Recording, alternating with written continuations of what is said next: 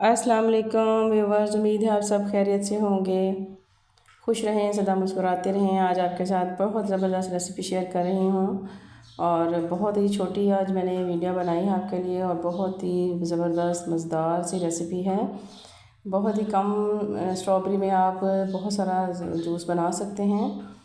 और इसके लिए जो हम चीज़ें चाहिए वो मैंने स्ट्रॉबेरी ली है, इसको आपने धो के अच्छी तरह से साफ़ कर लेना है। इसके बाद मैंने इसके अंदर चीनी ऐड की है। चीनी आपने अपने टेस्ट के अकॉर्डिंग यूज़ करनी है। और इसके बाद मैंने काला नमक थोड़ा सा ऐड किया है इसके अंदर। काला नमक ऐड करने के बाद मैं इसके अंदर पानी 1 गिलास ऐड किया है।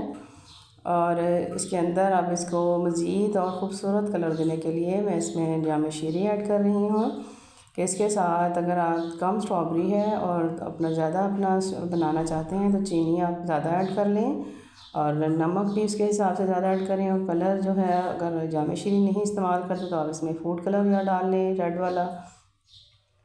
ये तमाम चीज़ें डाल के आप इनको ग्राइंड करें अच्छी तरह से। ये देखिए तमाम चीज़ें मैंने इसमें ऐड कर दी हैं और अब हम इन्हें करेंगे ग्राइंड।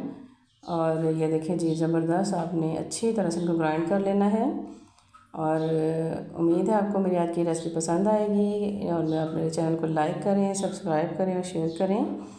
और स्ट्रॉबेरी जूस तो आपने बहुत से देखे होंगे, लेकिन अगर आपके मेहमान ज़्यादा आ गए हैं और स्ट्रॉबेरी कम है तो आप इस तरीके से अपने स्ट्रॉबेरी जूस को मैनेज कर सकते हैं ज़्यादा मेहमानों में।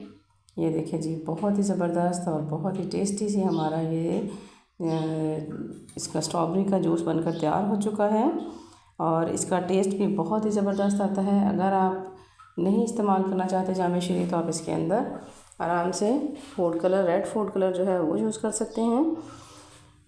ये देखिए जी बहुत ही ज़बरदस्त, और काले नमक से इसका टेस्ट जो है वो बहुत ही ज़बरदस्त आता है। आप इसको एक दफ़ा ज़रूर ट्राई कीजिएगा। स्ट्रॉबेरी का जो अब सीज़न है वो एंड होने वाला है और बहुत ही मज़ेदार और ज़बरदस्त फ्रेश स्ट्रॉबेरी जो है वो मौजूद है। आप इसको एक दफ़ा बनाएं और इसका टेस्ट आप चेक करें तो इंशाल्लाह आप इसको बार बार बना कर पिएँगे।